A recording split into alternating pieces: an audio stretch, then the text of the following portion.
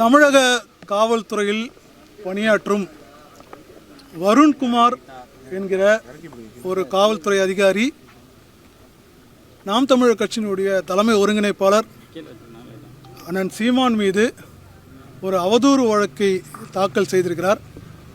அந்த அவதூறு வழக்கை நீதிமன்றம் விசாரணைக்கு உகந்ததா இல்லையா என்பதை தீர்மானிப்பதற்கு முன்பு புதிய சட்டம், அதாவது பிஎன்எஸ்எஸ், புதிதாக கொண்டு வரப்பட்ட பிஎன்எஸ்எஸ், அந்த குற்றம் சுமத்தப்பட்டவருக்கு ஒரு வாய்ப்பு அளிக்கப்பட வேண்டும் என்று குறிப்பிட்டுள்ளது. அந்த வாய்ப்பு அளிக்கும் நடவடிக்கை தான் இன்றைய தினம் இந்த வழக்கு முகாந்திரமற்றது. இதில் அவதூறு எதுவும் அல்ல. நாங்கள் குட் ஃபெய்த், அதாவது பொதுமக்களுடைய நலனுக்காக, அவர்களுடைய பாதுகாப்புக்காக பொதுவெளியில் பப்ளிக் டொமைனில் இருக்கக்கூடிய செய்தியை அண்ணன் சீமான் அவர்கள் வாலண்டரியாக அல்ல, பத்திரிகையாளர்கள் கேட்ட ஒரு கேள்விக்காக அவர் சொன்ன பதில் அது டிஃபமேஷன்லேயே வராது என்று ஏற்கனவே எங்களுடைய அப்ஜெக்ஷன்ஸ், எங்களுடைய ஆட்சேபனை கருத்தையும் நாங்கள் எழுத்துப்பூர்வமாக தாக்கல் செய்து இன்றைய தினம் அந்த அப்ஜெக்ஷன் தாக்கல் செய்த பிறகு இன்றைய தினம் நாங்கள் அது குறித்து ஒரு விரிவான வாதம் முன்வைத்தோம்.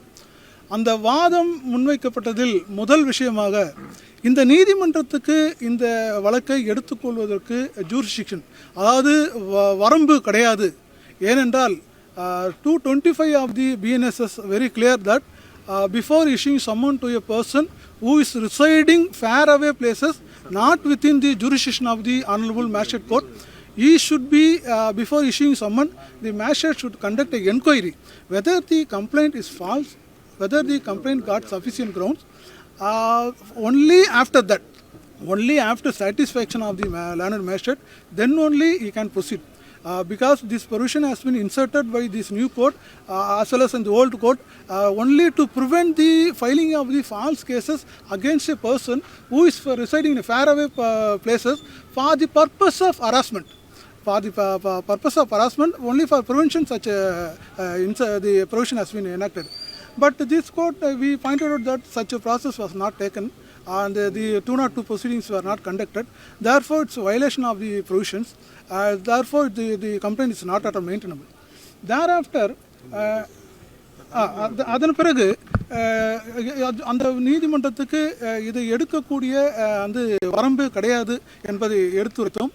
அதன் பிறகு இந்த நீதிமன்றம் இப்போது உள்ள அந்த மெட்டீரியல்ஸ், இந்த அதாவது ப்ரீ காக்னிசன்ட் ஸ்டேஜ்னு சொல்லுவோம், இன்னும் அவர் குற்றவாளி என்று அதாவது குற்றம் சுமத்தப்பட்டவர் என்று அந்த நீதிமன்றம் முடிவெடுக்கவில்லை.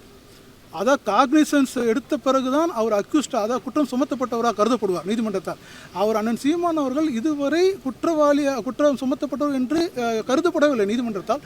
இன்றைய ஸ்டேஜ் வரை ப்ரொபோஸ்ட் அக்யூஸ்ட், அதாவது ஒரு வேளை சுமத்தப்படலாம் அப்படின்ற நிலைமையில் தான் இருக்குது. அதை நாங்கள் குறிப்பிட்டோம். இந்த நீதிமன்றம் இப்போ அவருடைய கம்ப்ளைண்ட்ஸு, அவருடைய எவிடன்ஸு, மற்ற evidences of the PW 1 to 3 இதெல்லாம் நீங்கள் பார்க்கும்போது இது டிஃபமேஷன்லேயே வராது. இதில் வேரியஸ் எக்ஸப்ஷன்ஸ், அதாவது ஒரு ஸ்டேட்மெண்ட் கொடுத்தா என்னென்ன எக்ஸப்ஷன்ஸில் அது டிஃபமேஷனாக இருக்க முடியாது அப்படின்னு சட்டம் சொல்லுது. அதை நாங்கள் வலுவாக முன்வைத்தோம். அது மட்டும் இல்லாமல் எங்களுடைய மிக முக்கியமான வாதம் என்னவென்றால், என்னுடைய பெயர் நற்பெயர் கெட்டுவிட்டது என்று ஒரு நபர் சொல்லும்போது, அது யாராக இருந்தாலும், அவர் பெரிய அதாவது ஒரு பெரிய உயரதிகாரியிலேருந்து ஆட்டோக்காரன் இல்லை மற்ற எந்த சீஜ்மெண்ட்டாக சேர்ந்த எந்த வாழ்க்கை தரம் கொண்ட மக்களாக இருந்தாலும், என்னுடைய பெயர் கெட்டுவிட்டது இவர் கொடுத்த பேட்டினால் அல்லது இவர் கொடுத்த ஸ்டேட்மெண்ட் அல்லது இவர் எழுதிய எழுத்தினால் என்னுடைய பெயர் கெட்டுவிட்டது என்று சொல்வாரானால் முதலில் அவருக்கு ஒரு நற்பெயர் இருக்க வேண்டும்.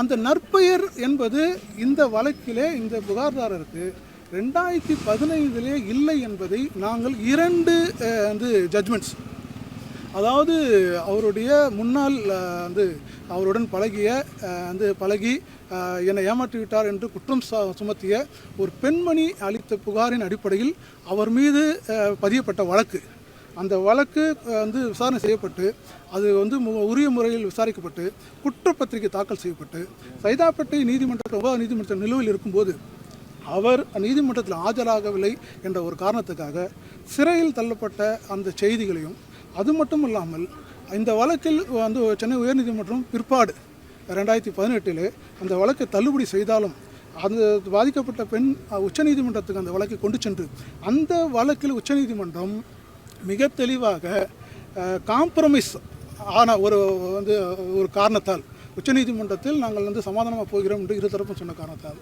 அங்கே வந்து இந்த வழக்கில் வந்து என்ன முடிவெடுக்கப்பட்டது என்றால் டேர்ம்ஸ் ஆஃப் வந்து செட்டில்மெண்ட்டை சுப்ரீம் கோர்ட் சொல்லும்போது முதல் வந்து டேர்ம்ஸ் ஆஃப் செட்டில்மெண்ட்டை என்ன சொல்லுதுன்னா உயர்நீதிமன்றம் கொடுத்த தீர்ப்புகள் அப்சர்வேஷன் அனைத்தும் தள்ளுபடி செய்யப்படுகின்றன.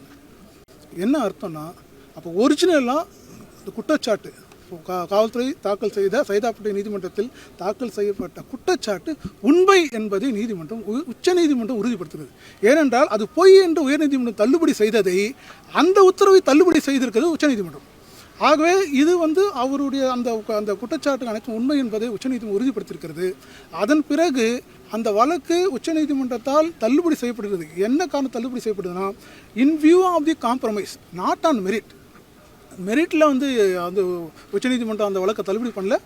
இன் வியூ ஆஃப் தி காம்ப்ரமைஸ் என்ற ஒரு காரணத்துக்காக நாங்கள் தள்ளுபடி செய்கிறோம்னு சொல்லிட்டு 10 லட்ச ரூபாயை வந்து இவருக்கு வந்து நஷ்ட ஈடாக 11 லட்ச ரூபாயை நஷ்ட ஈடாக வந்து அளிக்குமாறு வந்து உத்தரவிட்டிருக்கிறது. அந்த 11 லட்சத்தை வந்து அந்த புகார்தாரர் அவர் அந்த பெண்மணி வாங்க மறுத்த காரணத்தால் அது வந்து அங்கே உள்ள ஒரு அசோசியேஷனுக்கு அந்த பணம் அளிக்கப்பட்டது. இது சுப்ரீம் கோர்ட்டோட உத்தரவையும் உயர்நீதிமன்ற உத்தரவு மற்றும் சுப்ரீம் கோர்ட் உத்தரவு இரண்டுமே நாங்கள் வந்து சமர்ப்பித்திருக்கோம். ஆகவே a person who says that I got fame, we say that he got no fame. By we produce those two judgments by the Honorable High Court and Supreme Court, which very clearly says that the person is on the accusations are true. Play store மற்றும் app ஸ்டோரில் இருந்து polymer செயலியை QR கோடு மூலம் பதிவிறக்கம் செய்யுங்கள். செய்திகளை உடனுக்குடன் பெறுங்கள்.